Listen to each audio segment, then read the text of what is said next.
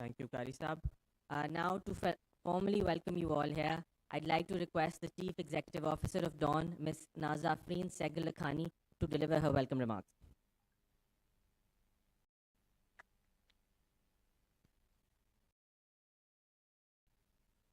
Bismillahirrahmanirrahim. Assalamu alaikum and a very good morning to all of you. Distinguished ministers, esteemed speakers, partners, and participants.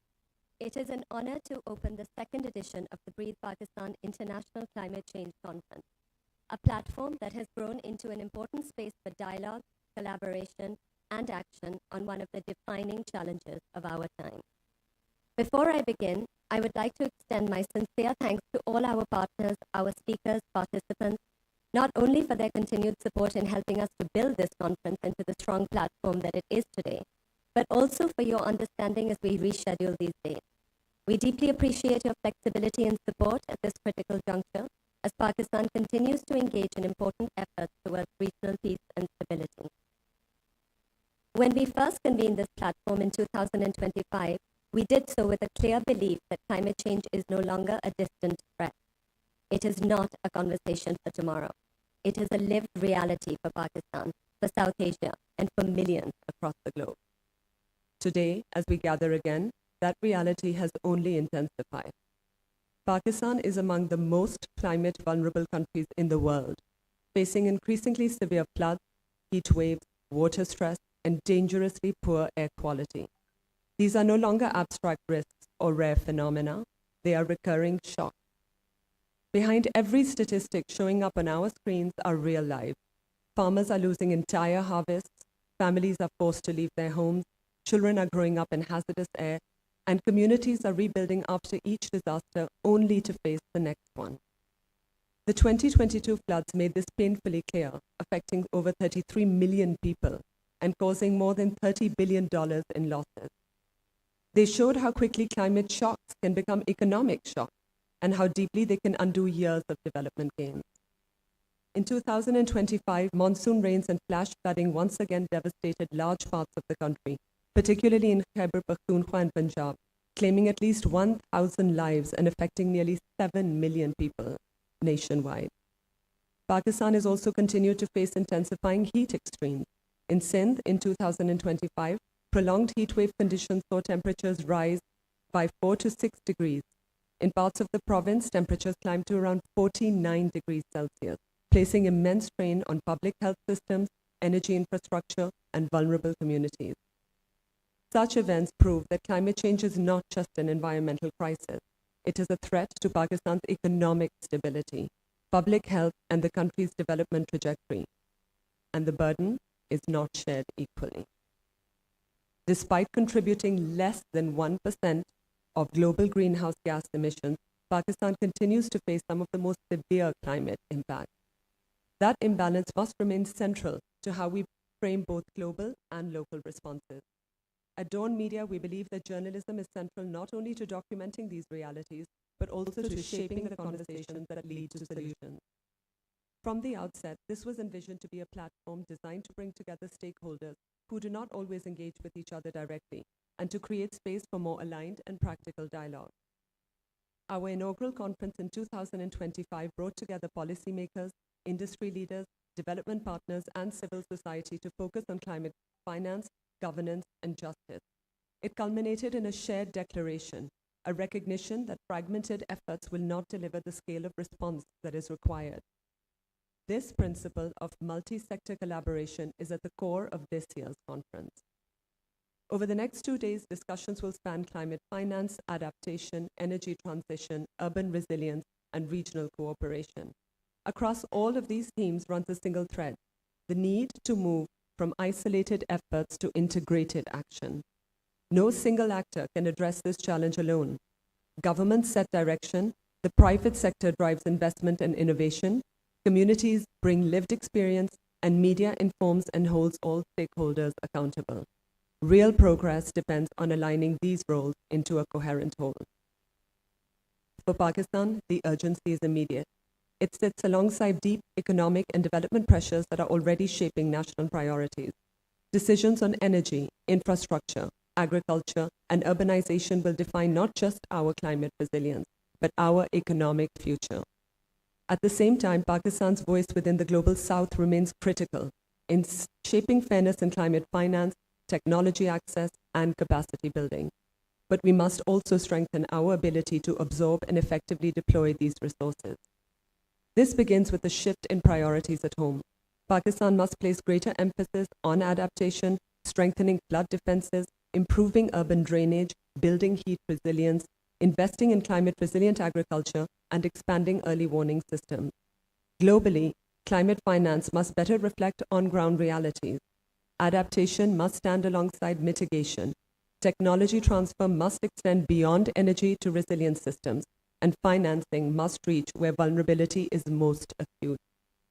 We must also manage the energy transition carefully, scaling renewables, modernizing our grid, and ensuring financing supports growth without creating unsustainable burdens. Finally, accountability is essential. Transparent tracking, consistent reporting, and independent verification must ensure delivery matches ambition. Because what gets measured is what gets done. Let this conference move us from discussion to alignment, and from alignment to action. Climate change is shaping our present, and how we respond will define what comes next. Thank you, and welcome to Breathe Pakistan 2026.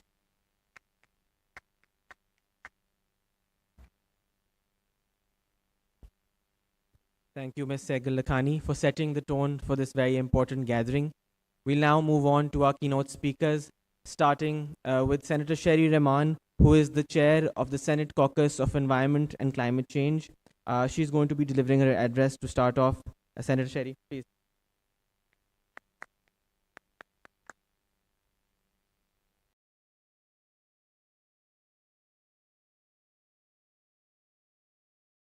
Bismillah ar-Rahman ar-Rahim. Assalamu alaikum and good morning to everyone.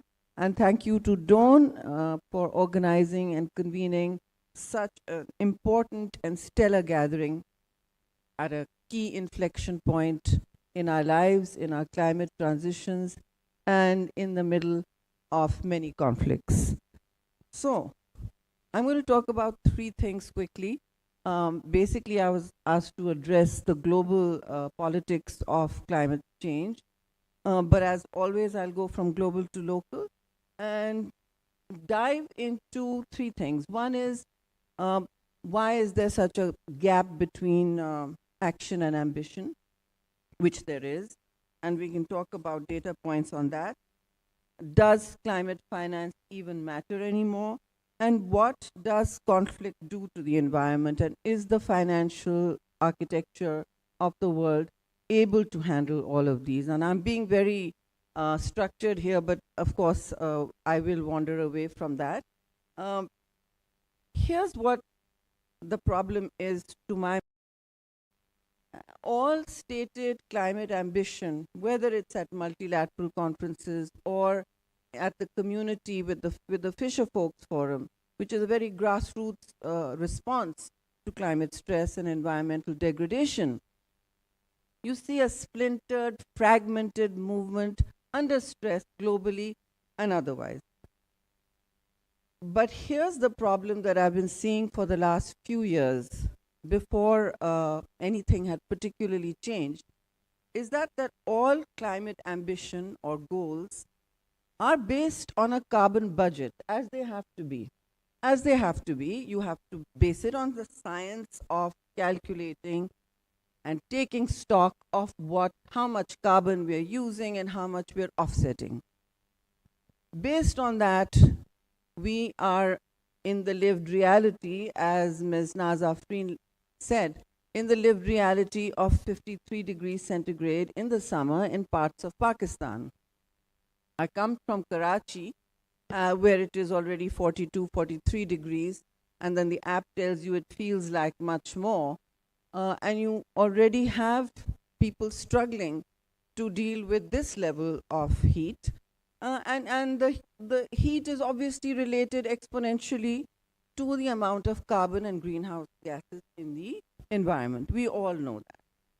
But while the global crisis is staggering, what is equally devastating is the state of the global movement itself it is 2026, and it is spectacularly delegitimized, it is defunded, it is divided, and it is also derided.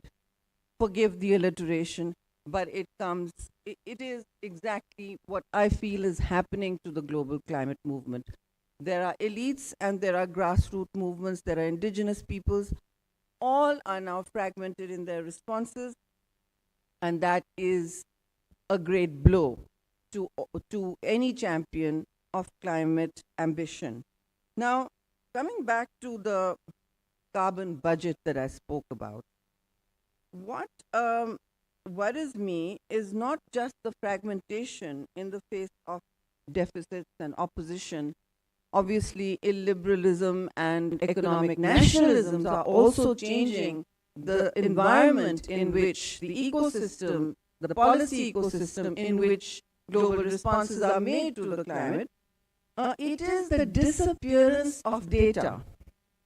And everything, my dog's name is incidentally Data because I think data is crucial to our lives.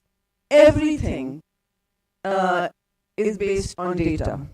If it's not, then you're just talking, basically, it's a performative discussion. And in this data, the goal was set at the landmark Paris conference for the 1.5 temperature, global temperature, to be maintained. And everybody tailored their emissions targets, their, their transitions, energy transitions to that. We all know by now, and I'm sure the minister will tell you much more about the climate.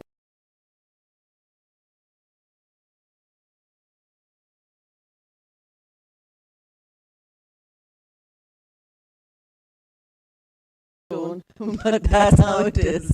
And so the minister will, I'm sure, tell you about climate injustice and its many forms and manifestations, because that doesn't go away.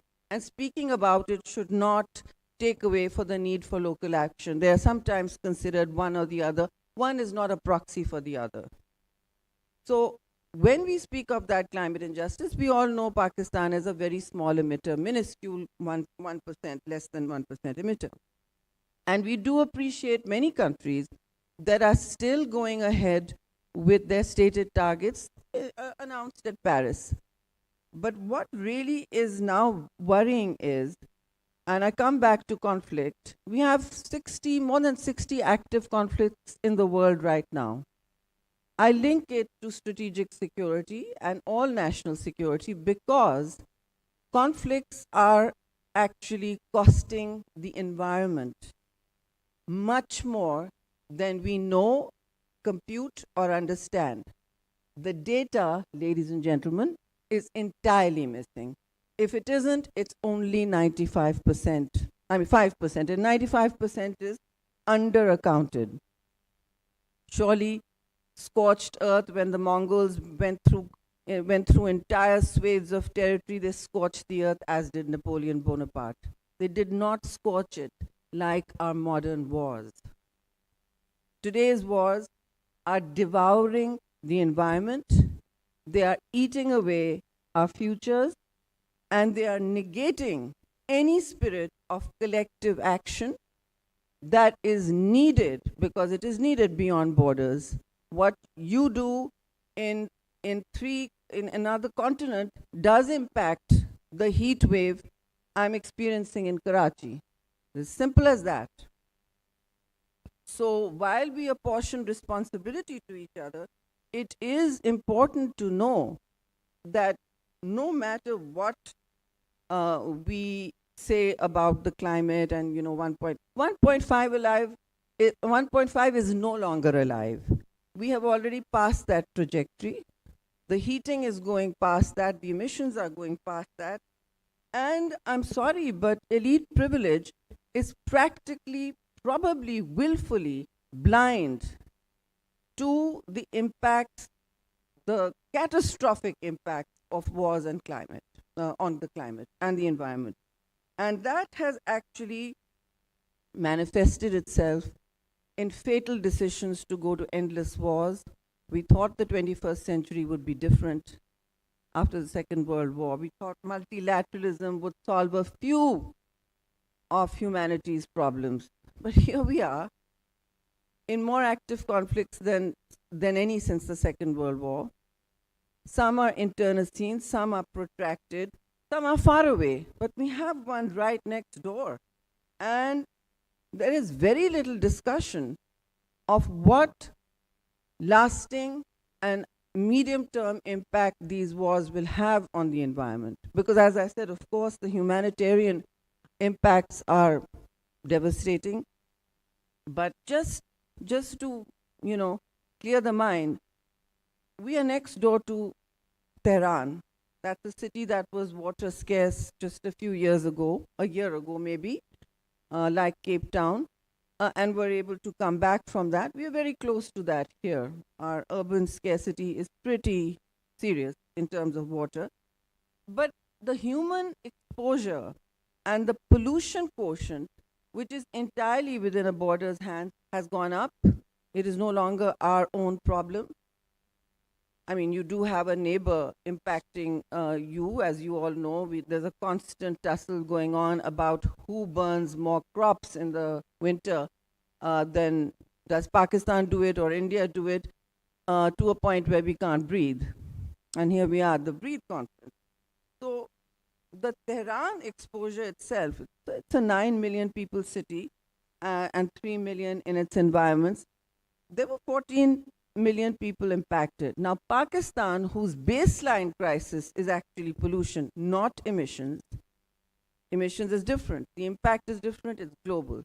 But pollution is generated locally, and it is making us breathe very toxic air at least 1/4 of the year. And that 1/4 may extend itself as wars rage on, as the oil facilities that get burnt and attacked in these wars rage on, and there is no calculation yet of the destruction. People are doing back of the envelope computations, but there's no calculation yet of that is actually very credible and able to form part of a carbon budget calculus. Why is this happening? The Kyoto Protocol and the Paris Agreement never computed the carbon footprint of any war or conflict or military. Let that sink in. The Kyoto Protocol did not include any conflict or war spending or even a military movement footprint. Neither did the Paris Agreement. This has been the great silence. And now I think it's time to talk about it, because it will impact our coastline. It will impact the air we breathe, which is already the most toxic in the world at certain times, parts of the year. We have over 140,000 fatalities due to just air pollution. That number is going up. Arguably, there is much to be done outside of this whole arena, but I think since we are in an environment where stock take is valued as a priority, why is the cost of conflict from Darfur to Somalia to Pakistan and there are anywhere, the Ukraine, not being counted? That carbon footprint is missing. And at this point, some of the data I have suggests we are burning through 40 million tons of carbon dioxide very quickly, just from the war. And the war, for instance, just the 14 days of the war in the Gulf, just the 14 days of the war in the Gulf, burnt up the emissions worth of a small country like Kuwait or Iceland. And as it goes on, it is emitting the carbon footprint of 84 low emission countries. 84 low emission countries. Now 84 includes Pakistan, I'm pretty sure, because we're a low emission country. So that's where we are. Nobody's counting this. And this is the state of the climate movement. It never counted in the cost of conflict. And here we are with geopolitics devouring our futures. So I mean, there's a lot more to say, but they're saying your 15 minutes are up. Happy to get off. But I do want to say that climate finance becomes a long subject for every conference. We all attack it, and we all have, and there are informed people who deal with it technically. But the point here is that, look, 75% of financing for Pakistan for climate, as we all like to repeat, has been loans. Has been loans, and look at our debt burden.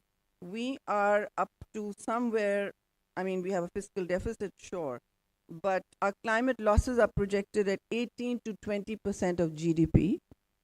And our total public debt, just the debt servicing, goes into a very high percentage, about 47%, 46% of the federal budget.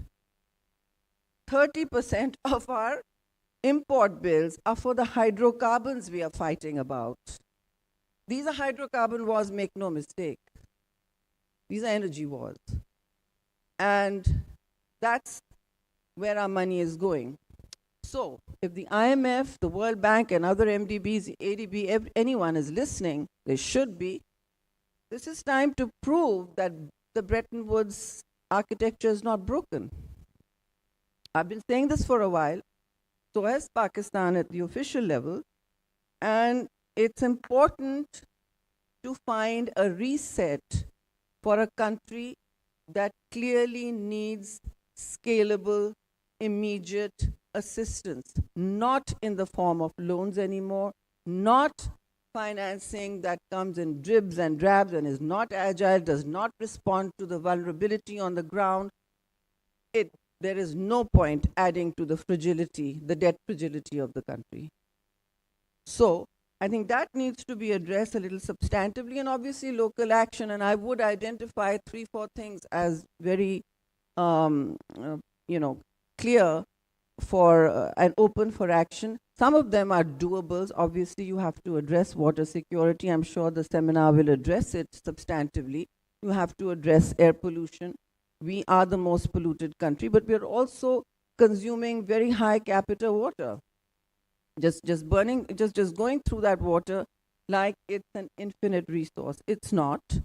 Perhaps I think we are one of the 4th largest per capita water consumers in the world. That figure may go up or down. So that's where we are. And there are lots of things to not do.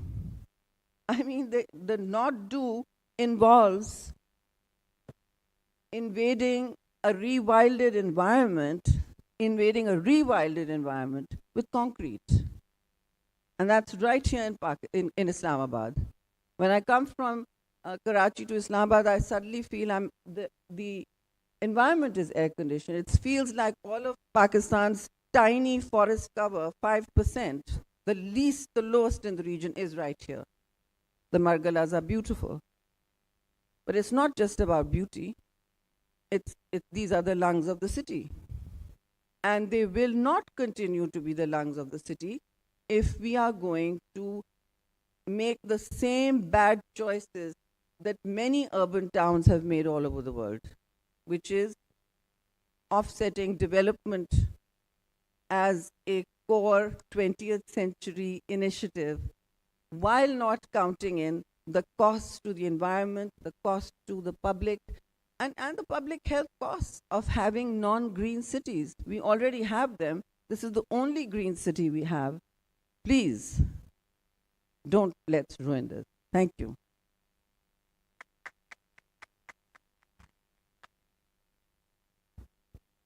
Thank you, Senator Saiba, for such a candid and powerful message. I'd now like to request Mr. Adil Abbas, who is the regional climate lead at the World Bank Group, to come and deliver his address. Sir.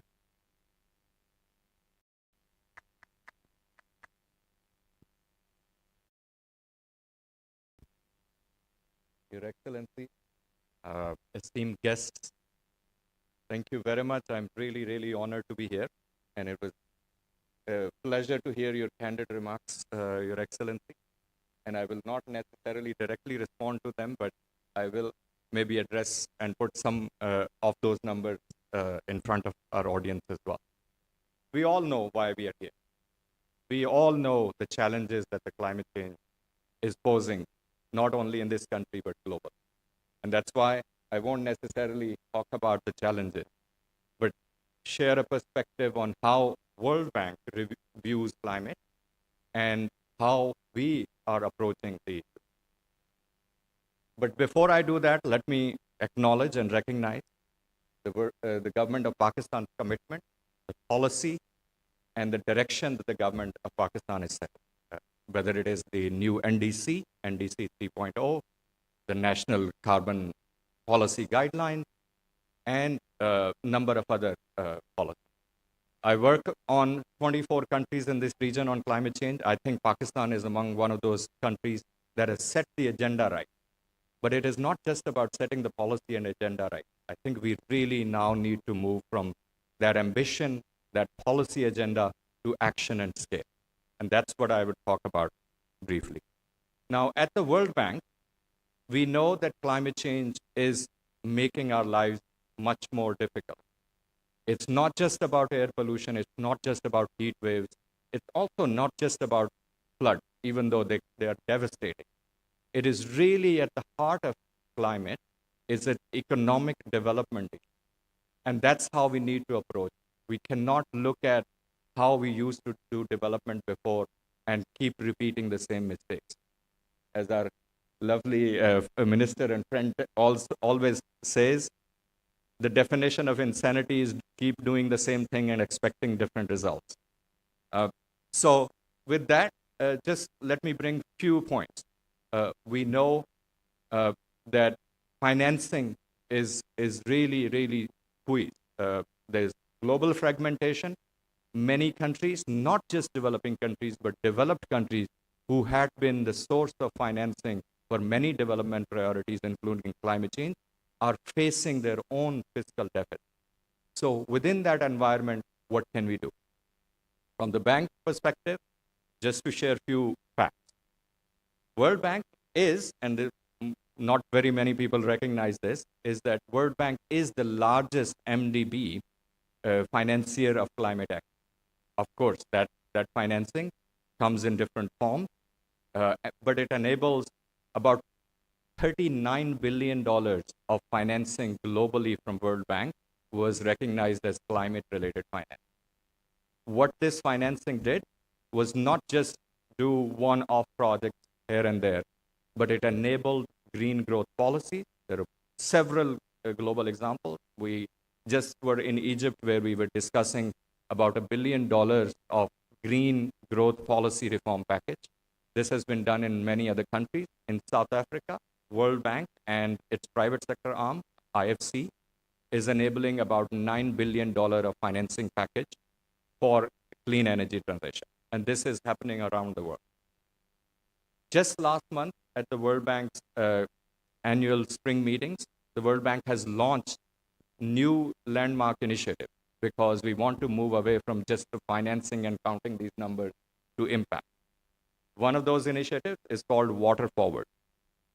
And at the core of the Water Forward is providing water security to 1 billion people. 400 million of that would be supported by World Bank and IFC financing, and we are crowding in about other MDBs, other financiers to add 600 more million people to provide finance. Similarly, another initiative, AgriConnect, was launched. AgriConnect aims to connect farmers through climate-smart agriculture practices with the markets around the world for at least 300 million people over the next 5 years. These initiatives are just examples of how World Bank looks at these and how we are looking at financing, from financing to scale and impact. Now, of course, coming from global to local, just to share a few examples, in Pakistan as well, we know, and many of you may be familiar, World Bank has committed about $40 billion over the next 10 years as part of our commitment to the government of Pakistan as part of a country partnership framework. That 40 billion, 20 billion of which would be financing in different forms directly to government and private sector, and then leveraging another 20 billion. what does this financing do? Let me not just talk about what will happen in future, but what is already happening. In Pakistan, for instance, we talked about air pollution. This is Breathe Pakistan. Have a look at some of the projects that World Bank is supporting in Punjab, for instance. There's a $300 million project that was approved last year to work on air pollution issues in Punjab, the industry, the transportation, and other green financing initiatives. In Sindh, there's already more than $2 billion committed from the bank, and they are under implementation for flood response and housing reconstruction that is flood resilient in future. There are many, many other projects and examples, but I will not bore you and take more of your time on those. All of that information is available, and later in the day, during the climate finance session, maybe I'll expand on many of those examples as well, on how we can use that financing to leverage larger amounts of financing so that we can really have low carbon, green economic development and build resilience in our community. So with that, thank you very much, and I look forward to staying with you for the rest of it. Thank you.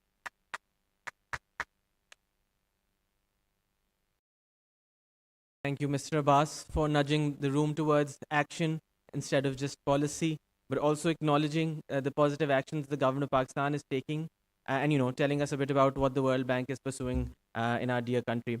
I'd now like to request Mr. Mohammed Yahya, the UN United Nations resident and humanitarian coordinator for Pakistan, to come and deliver his address.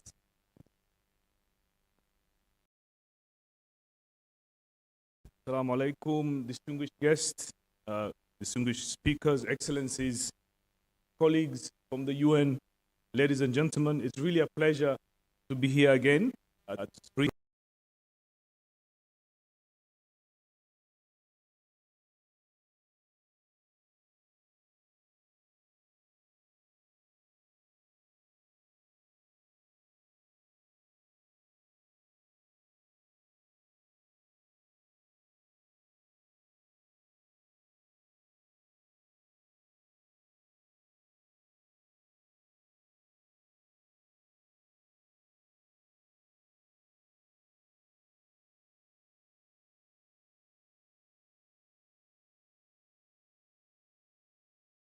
You don't have to be a scientist to see the receding glaciers. A quick conversation with local community will tell you what they're seeing.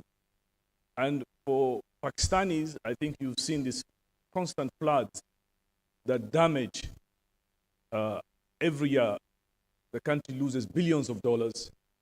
I was thinking actually while I was sitting there, the losses from every year financially is probably equivalent to the IMF program that Pakistan is in it in terms of finance. Billions of dollars are lost every year. On Monday, Senator Sher Rahman will probably know, she was in Karachi. The temperatures there were, I'm told, the highest has been for decades. The constraints and the challenges overall is one of execution. There's a lot of discussions around climate action, and countries like Pakistan are at the forefront of that. But we are seeing very little implementation.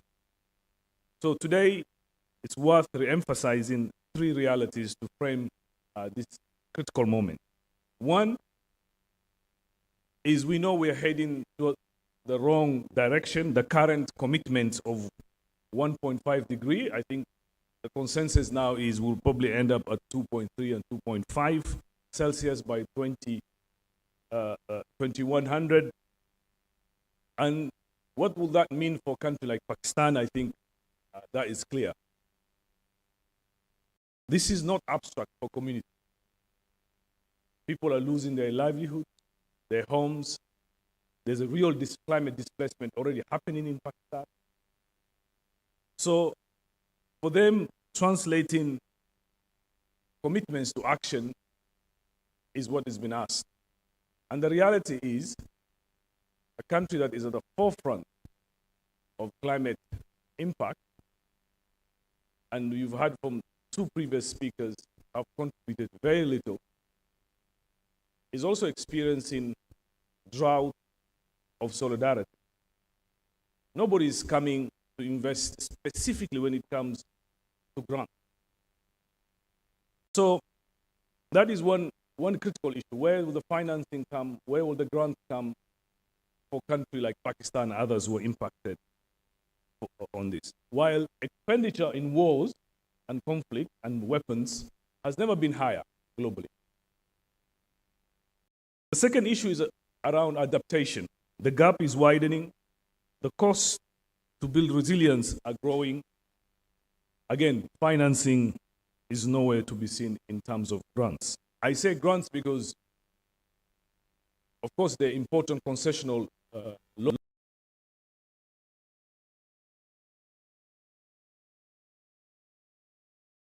But if you think about it, Pakistan has been asked to take loans to fix what this country did not cause, so that then you pay back that loan and you're indebted. I mean, the Senator just pointed out 47% of your budget every year or last year went to servicing debt. What kind of justice is that when you lose resources, your farmers are damaged, your glaciers are melting, you had very little things to do with it, and then the international community says, here are some loans to fix those problems. And of course, you're going to have to pay us back. That is the issue of implementation. Climate action is now a defining challenge. Many countries, including Pakistan, there are credible plans. The question is whether they can be translated in this. Pakistan's role and leadership will be incredibly important. The country has made important commitments with the NDC 3.0 to reduce emissions, to pursue a just transition, and to strengthen resilience. The opportunity to convert those commitments into progress will fall on government, and I want to recognize the leadership of a minister who's here today, Musadak, who's been incredible. And I can tell you, for those who haven't dealt with the minister, is a minister who always asks, where is the result? Where are the tangible results? And I think I want to personally thank him for his leadership when it comes to climate action and also pushing beyond the talk to seeing real results on the ground. This year we will have COP31. Countries will be asked to raise their ambition and show results. Pakistan has an opportunity to help shift the global conversation from promise to action. But this will require support, not only from more financing, but innovative blended financing, not only good policies, but federal and provincial coordination frameworks, not only national strategies, but provincial and local ownership. This is where the future lies in terms of Pakistan's ability to deliver these real tangible results that we're all looking for. Excellencies, there is a tendency in the global debates to frame countries like Pakistan as victims of climate change, which is true, but that is half of the story. Pakistan is also a test case for solutions on adaptation at scale, on integrating climate finance and climate perspective into the development agenda, and also on international cooperation and practice. If progress is to be accelerated, especially in a country like Pakistan, I think it will send a powerful signal to the rest of the world. So United Nations, and my colleagues are all here, you will see we've done in huge numbers. We also have colleagues from our headquarters who are here, from UNEP. You will hear more about from what the incredible work UNEP is doing in support of this, but entire UN system. We are committed to supporting the government of Pakistan through partnership, through financing frameworks, through bringing experiences, global experiences to bear as Pakistan takes leadership in this important topic. Time is running out, but what happens next is still a matter of choice and collective action. Thank you very much.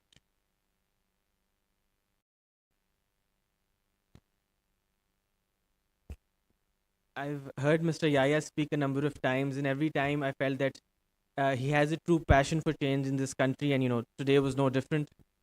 It is my honor now to request the chairperson of this session to deliver the closing remarks. He's the Federal Minister for Climate Change and Environmental Coordination, Mr. Musaddiq Masood Malik. Sir, if you could.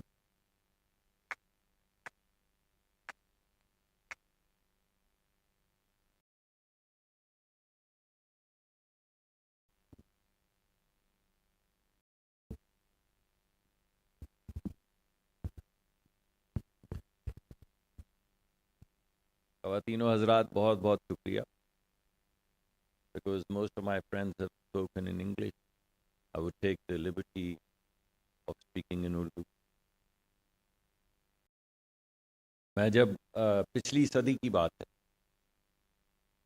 میں جب 7 سال کا تھا تو ایک لاہور میں school ہے، divisional public school, وہاں پڑھتا تھا. تو وہاں پہ ہماری ایک آرٹ اور کرافٹ کی کلاس ہوتی تھی. تو اس کلاس میں ایک مرتبہ ہمیں ہمارے جو استاد تھے انہوں نے تصویر بنانے کو کہا، لینڈسکیپ بنانے کو کہا. اب 7 سال کا بچہ کیا ہی لینڈسکیپ بنائے گا. تو سب بچوں نے تصویریں بنائیں جس میں کوئی ایک چھوٹا سا گھر تھا، آسمان تھا، گڈیاں وڈیاں، کیونکہ لاہور تھا، ہوا میں گڈیاں رنگ برنگی اڑ رہی تھیں، اس وقت پابندی بھی نہیں تھی. اور آسمان پہ قوس قزح، رینبو جو ہے وہ سب بچوں نے بنائی. اور کسی نے نہ جانتے ہوئے کہ جگنو رات کو ہوتے ہیں، تتلیاں دن میں ہوتی ہیں، مگر 7 سال کے بچے کو اس سے کیا غرض، کسی نے جگنو بھی بنا دیے اور تتلیاں بھی بنا دی. یہ پچھلی صدی کی بات. ابھی کچھ 2024 میں اسی طرح کی ایک اور خبر الجزیرہ میں آئی کہ اسی شہر میں، میرے شہر میں، یہاں پہ کئی صدیوں سے ہم آباد ہیں، ایک چھوٹی 7 سال کی لڑکی کو یہ کہا گیا کہ خاکہ تو بناؤ، تصویر بناؤ لینڈسکیپ لاہور کی. اس نے بادشاہی مسجد بنائی، اس نے مینار پاکستان بنایا، اس نے اپنا چھوٹا سا مکان بھی بنایا، اماں ابا بھی بنائے، لیکن آسمان کا رنگ بدلا. اس نے نیلے رنگ کا آسمان ہی نہیں بنایا، اس کے گمان میں ہی نہیں آیا کہ آسمان نیلا ہوتا ہے. نہ جگنو تھے، نہ تتلیاں تھیں، اور نہ نیلا. اور یہ کوئی اکیلی بات نہیں ہے. ایسا نہیں کہ یہ صرف ایک بچی نے، 7 سال کی بچی نے، ایک بالکل اسی شہر میں جہاں میں رہتا تھا، اسی شہر میں ایک یکسر مختلف تصویر بنا ڈالی، رنگ ہی بدل ڈالے، سارے لینڈ کے ساری تصویر کے رنگ بدل دیے. بالکل اسی طرح گلگت بلتستان میں ایک آبادی ہے، ایک ویلی ہے جس کا نام روشن ہے. 22 اگست 2024 کو، 22 اگست 2025 کو صبح 4 بجے ایک گلاف پھٹا اور سورج چڑھنے سے پہلے پہلے وہ روشن جو تھا وہ بالکل گل ہو چکا تھا. یعنی اس سیلاب نے جو آسمان سے قہر کی طرح، ایسا تھا کوئی سمندر آسمان میں ہے جو نیچے آبادی پہ آ برسا، روشن تاریک ہو گیا. اس روشن ویلی، اس روشن گاؤں کا ہر گھر تاریک ہو گیا. یہ پچھلے سال کی بات. سندھ میں ایک صاحب تھے برکت علی، وہ پچھلے سیلاب میں جو سندھ میں آیا، ان کو 2 یا 3 نسل لگی. ایسی میں بہت سی کہانیاں ہر جگہ جگہ سنا چکا ہوں، مختلف پاکستان کے علاقوں میں، بلوچستان کی بھی کہانیاں ہیں. تو وہ 3 نسل لگی یا 2 نسل لگی غربت سے نکل کے ہاری کو 2 بھینسیں خریدنے میں. پوری 2 نسلیں لگ گئی صرف اس قابل ہونے میں کہ وہ اپنے بچوں کو دودھ دے سکے، تھوڑا بیچ سکے، کچھ کام وام چلا سکے. تو سیلاب آیا تو دونوں بہہ گئے، تو بے برکت ہو گیا، تو برکت بھی بے برکت ہو گئی. اسی طرح ایک صاحب یہ ہماری جو ویلی ہے خیبر پختونخوا کے اندر، جو بنیر اور شانگلہ میں چھوٹی کھیتی باڑی تھی، چھوٹی کھیتی باڑی، اور وہاں پہ جب ٹورینشل رین آئی اور فلڈز آئے تو وہ ٹھیکے پہ لی ہوئی زمین، جس کا کوئی 50-70 ہزار روپے کا ٹھیکہ ہوگا، اور وہ کھیتی جو اس سے اگائی ہوئی تھی وہ 4-4 5-5 فٹ پانی میں ڈوب گئی. پٹھان آدمی تھا، رویا تو نہیں، مگر بے نور آنکھوں سے دیکھتا رہا، بے نور آنکھوں سے دیکھتا رہا کہ بیج کہاں سے آئے گا، اور اب کھانا کہاں سے آئے گا، اور اب یہ فرٹیلائزر کھاد کہاں سے آئے گی، اس سب کے پیسے کہاں سے آئیں گے. بلوچستان میں تو آپ سب جانتے ہیں کہ کبھی قحط، کبھی بارش نہیں، کبھی زرخیزی نہیں، لوگ جپسیز کی طرح ایک جگہ سے دوسری جگہ پانی کی تلاش میں نکلتے. تو عجیب سا نہیں لگتا آپ کو؟ عجیب سا نہیں لگتا کہ ایک ملک 4 کونے، 4 کہانیاں، 4 چہرے، مگر ایک ہی بربادی؟ تو عجیب سا نہیں لگتا؟ بھائی مجھے تو بہت لگتا ہے. تو اس کانفرنس کا نام رکھا ہے، بہت اچھا سا نام ہے، بریتھ پاکستان، سانس لو. میں آپ کو بتاتا ہوں کہ سانس کیوں نہیں آتا. سانس اس لیے نہیں آتا کہ جہاں پہ 4 سیلاب گزریں اور 7,000 لوگ مر جائیں، جو جنگ میں بھی نہ مرے ہوں، پھر سانس نہیں ہے. اگر 20,000 لوگ زخمی ہو جائیں 4 سیلابوں میں، 20,000، اور ڈسیبل ہو جائیں، لاچار ہو جائیں، تو پھر سانس نہیں. اگر 40 ملین، کتنے ہوئے بھائی؟ 10 ملین کا 1 کروڑ ہوا، تو 4 کروڑ لوگ ڈسپلیس ہو جائیں 4 سیلابوں میں، تو پھر سانس نہیں.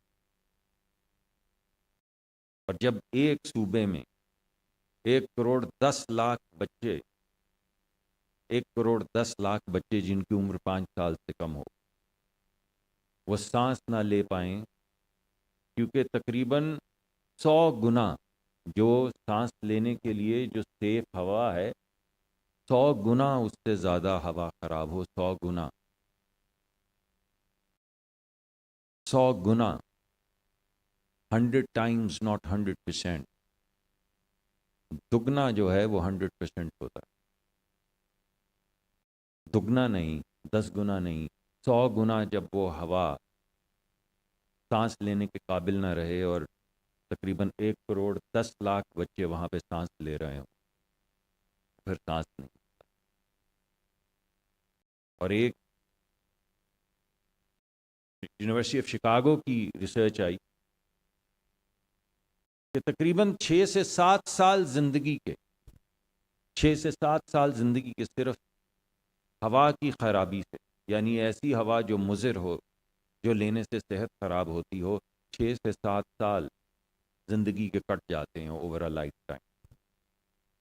تو میں آپ کو کہوں گا، آپ سوچیں، اگر کسی کے بوڑھے ماں باپ یا دادا دادی اللہ کو پیارے ہو گئے، کہ جب وہ آخری دموں پہ سانس لے رہے ہوتے ہیں اور آپ ان کا ہاتھ پکڑ کر بیٹھے ہوتے ہیں، تو آپ کے گمان میں کیا کیا نہیں گزرتا ہے، آپ کیا کیا دعا نہیں مانگتے کہ یا اللہ ایک دن دے دے، ایک، کہ وہ تمام باتیں جو میں کہہ نہیں سکا یا میں کہہ نہیں سکی، وہ میں آج اگر ایک دن مل جائے، اگر ایک ہفتہ مل جائے، تو آپ کیا ہی نہیں کریں گے. 7 سال، ہر خاندان میں ہر بزرگ کے 7 سال اگر زندگی کے کاٹ دیے جائیں، بھائی پھر سانس. تو اس وجہ سے یہ تمام چیزیں جو میں آپ کے سامنے رکھ رہا ہوں،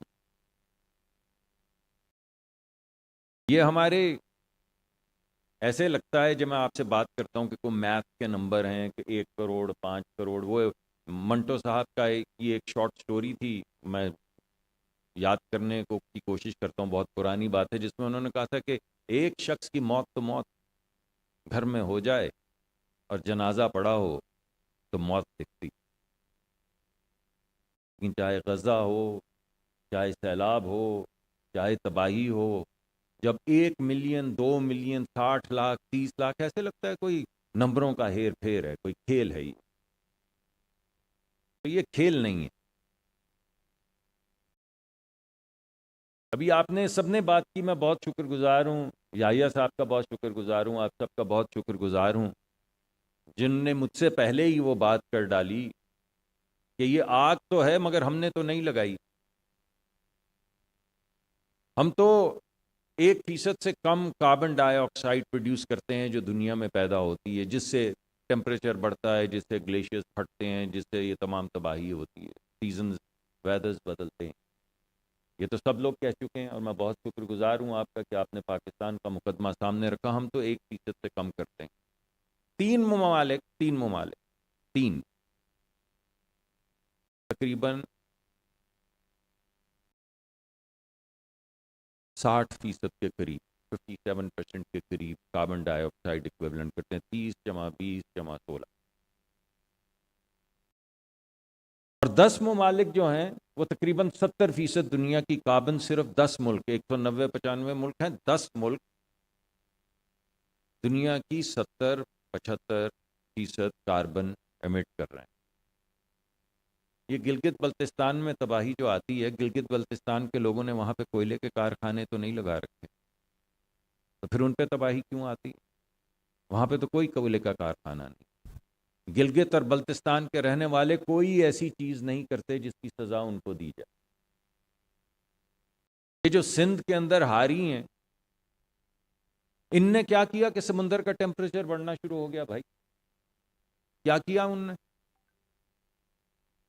یہ جو بچوں کو جن کی میں بات کر رہا ہوں جنہیں سانس نہیں آتا, انہوں نے کچھ گھر میں موم بتیاں جلا کے کیا ہوا خراب کی ہے؟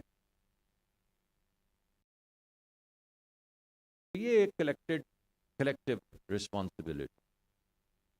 مگر جو کر رہے ہیں وہ بھگت نہیں رہے, اور جو بھگت رہے ہیں وہ کر نہیں رہے.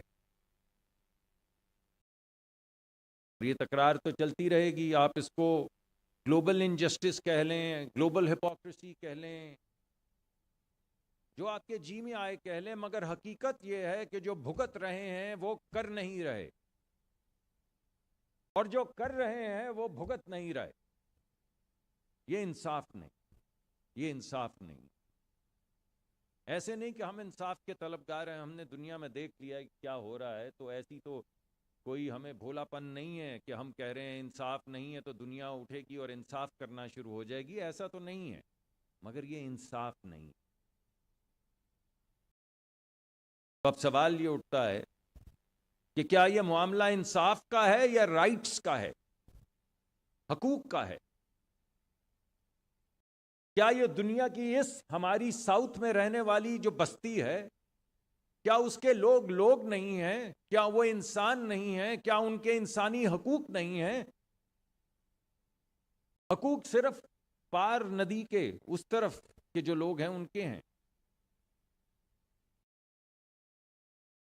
تو یہ حقوق کی بات ہے یا انصاف کی بات ہے, یا یہ پولیٹیکل ول کی بات ہے؟ اور پولیٹیکل ول ہماری بھی, صرف بین الاقوامی نہیں, ہماری بھی, میری. کیا یہ پولیٹیکل ول کی بات, یا یہ صرف امیجنیشن, گمان کی بات ہے کہ ہمارے گمان میں ہی نہیں آتا؟ ابھی میں بیٹھا دوستوں سے بات کر رہا تھا, وہ کہہ رہے تھے کہ کلائمیٹ پہ کچھ بات زبردست نہیں ہوتی. میڈم شہری رحمان بھی مجھے کہہ رہی تھی کہ ہم اتنی بات کرتے ہیں مگر لوگوں کے گمان میں نہیں آتی, پوری دنیا کے گمان میں نہیں آتی. تو کیا پھر یہ گمان کی بات ہے, صرف امیجنیشن کا فقدان ہے؟ تو I leave this question with you. Is this a question of political will? Is this a question of justice? Is this a question of rights? اور is just lack of imagination?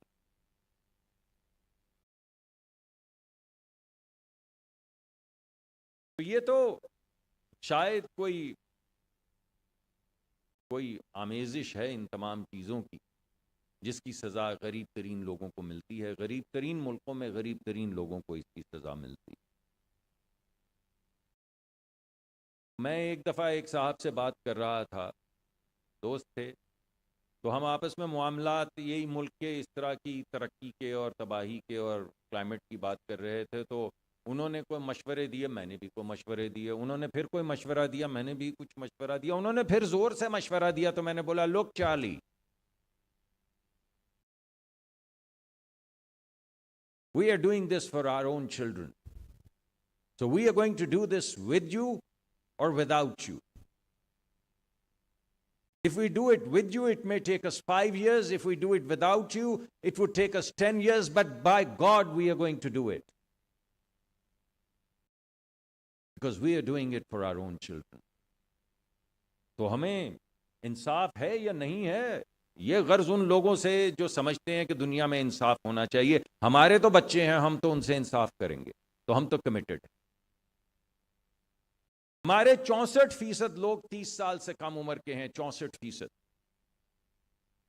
اور آپ دنیا کی کسی یونیورسٹی میں چلے جائیں, ویسے تو ہماری اپنی بڑی عظیم یونیورسٹیاں ہیں, یہ ہماری جے آئی کے کیا اور لمز کیا, اور میں ہر یونیورسٹی کا نام نہیں لے رہا, مگر ہماری اپنی بہترین یونیورسٹیز, اور ان میں سے نکلے ہوئے جو بچے بچیاں ہیں, ان کے ذہن میں بہت سے خاکے ہیں, بہترین خاکے ہیں, لیکن ان کے لیے راستہ نہیں ان کو ملتا. ہمیں دینا ہے وہ راستہ, ہمیں دینا ہے وہ راستہ. تو ہم آپ سے کمٹ کر رہے ہیں کہ ہم وہ راستہ دیں گے. اگر کلائمیٹ چینج صرف ایک کام کرے گی, صرف ایک کام, تو ان بچے بچیوں کو امپاور کرے. ہم نے ایک پروگرام کا اعلان کیا ہے, جس پروگرام پہ ہماری میڈم سیکرٹری جو ہیں آج کل تگ و دو سے کام کر رہی ہیں. ہم یہاں پہ ہر کوارٹر میں ایک کمپٹیشن کریں گے, اور تمام بچے بچیاں جن کے پاس ٹیکنالوجی ہے, جن کے پاس سمجھ بوجھ ہے, جن کے پاس سائنس ہے, جن کے پاس ذیل ہے, اور سب سے اہم چیز یہ ہے کہ ان کی آنکھوں کے اندر ستارے ہیں, ان کو ابھی بھی ہماری طرح بڈھے سے نکل نہیں ہو چکے, ابھی بھی سوچتے ہیں دنیا تبدیل ہو سکتی. یہ بلینز, ٹریلینز, 50 ملین, 100 ملین نہیں, ہمیں صرف تھوڑے سے پیسے چاہیے ان بچے بچیوں کو امپاور کرنے میں, کہ یہ اپنا راستہ. ارے بھائی, ان کی ہوا ہے, they are breathing, they will find the solution. اور ان کی ایک کامرادری ہے پوری دنیا میں, پوری دنیا کے ینگ لوگ, پوری دنیا کے یونیورسٹیز کے لوگ, ان تمام بچے بچیوں سے جن کے ذہن میں آج بھی ایک رومانٹک آئیڈیا ہے کہ دنیا بدلی جا سکتی, ان سب کو جوڑیں گے پوری دنیا میں. وہ وہاں سے ٹیکنالوجی لائیں یا ہمارے بچے یہاں پہ ایجاد کریں, ہم ان کو کمپٹیشن کے ذریعے پیسے دیں گے تاکہ وہ کام کریں جو کسی کے گمان میں نہیں. اور فیل ہو جائیں تو کیا ہو جائے گا بھائی, کیا ہو جائے گا؟ ادھر 10 ملین, 50 ملین, 100 ملین, 7 بلین کی بات ایسے کرتے ہیں جیسے کچھ کیڑے مکوڑے ہوں. کو 50-60 لاکھ روپیہ اگر کوئی بچہ زیادہ ضائع کر دے گا تو کیا ہی ہو جائے گا؟ اس کے ہاتھ میں بیٹ تو تھمائیں, اس کو سوئنگ تو کرنے دیں ایک دفعہ, اور اس بیوروکریسی کے چنگل سے نکلیں. کہ سال بھر میں یہ کریں گے, 3 سال میں کمیٹی بنائیں گے, 5 سال میں یہ نہیں. چھوڑیں یار اس سب کو. آپ ان بچے بچیوں کو تھوڑے پیسے دیں اور ان کے راستے سے ہٹ جائیں, اور پھر آپ دیکھیں کیا تماشا ہوتا ہے. تو یہ ہے تماشا جو ہم لگانا چاہتے ہیں. کل میڈم نے, ہماری اٹالین ایمبیسڈر بیٹھی ہے, میں سلوٹ کرتا ہوں آپ کو. کل انہوں نے ہمارا ایک آئیڈیا ہے گرین یونیورسٹی کا, کل اس کی فائنلائزیشن میڈم سیکرٹری بیٹھ کر رہی ہیں. I salute you. It was a rolling conversation in Italy that I had just a few months ago, and the team was here yesterday, and we were talking about putting together a framework جس میں اکٹھی research ہوگی. ہمارے بچے بچیاں Italian بچے بچیوں کے ساتھ مل کے ریسرچ کریں گے. ان کے جو پروفیسرز ہیں جن میں سے کئی نوبیل laureate بھی ہیں وہ ہمارے بچوں کی ریسرچ کو سپروائز کریں گے. اور ریسرچ ہم وہ کریں گے جو کمرشل ریسرچ ہے, جو اپلائیڈ ریسرچ ہے. یہ ہیں وہ آئیڈیاز جنہیں جب دو لاکھ ڈالر یا $50,000 یا $40,000 ملیں گے تو ایک انقلاب برپا ہو جائے گا. تو آئیڈیاز کی دکان بھی کھول دی اس گرین یونیورسٹی سے. اور جس چیز کو ہم green field Pakistan pitch for climate کہہ رہے ہیں, اس کے ذریعے جو کمرشل آئیڈیاز ہیں, کمرشل آئیڈیاز, ان بچے بچیوں میں انہی میں بلینئر بیٹھے ہیں, روپوں میں نہیں, ڈالرز میں بلینئر بیٹھے ہیں. کیونکہ جس طرح کا کلائمیٹ ہمارا ہے, جس طرح کی تباہی یہاں آتی ہے, جیسے ہم زور سے کہتے ہیں بریتھ پاکستان, جو بچہ ہے اس کو ڈی کوڈ کرے گا, جو اس کا سلوشن لائے گا, اس کو پوری دنیا میں کوئی نہیں روک سکتا. جو پاکستان میں پانی فراہم کرے گا وہ پورے افریقہ میں پانی فراہم کرے گا, اسے کوئی نہیں روک سکتا. تو نہ جانے کتنے ہی $1 بلین آئیڈیاز اسی کمرے میں موجود. وزیر اعظم کے بہاف پہ, وزارت کے بہاف پہ میں آپ سے صرف یہی کہوں گا کہ یہی وہ آئیڈیاز, یعنی گمان کا جو فقدان ہے, سوچ کا جو فقدان ہے, اس گرین یونیورسٹی کے ذریعے اس کو دور کریں گے. اور وہ تمام starry eyed young men and women who are willing to swing the bat will empower them and we will get out of their way. آج میں آپ سب کو گھڑی بھر کو کہوں گا کہ ایک لمبا سانس لیں اور روک لیں, اب جانے دیں. بس اس ایک سانس کا ہے جھگڑا. My friends, breathe Pakistan. Let's begin, and let's begin today. Thank you very much.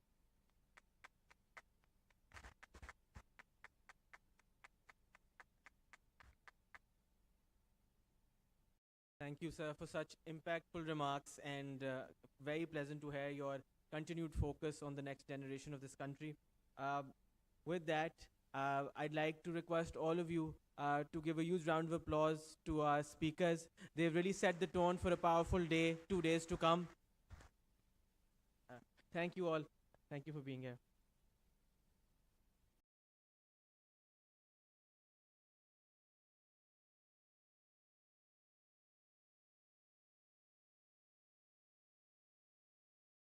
Ladies and gentlemen, please remain seated. We're about to start session 2.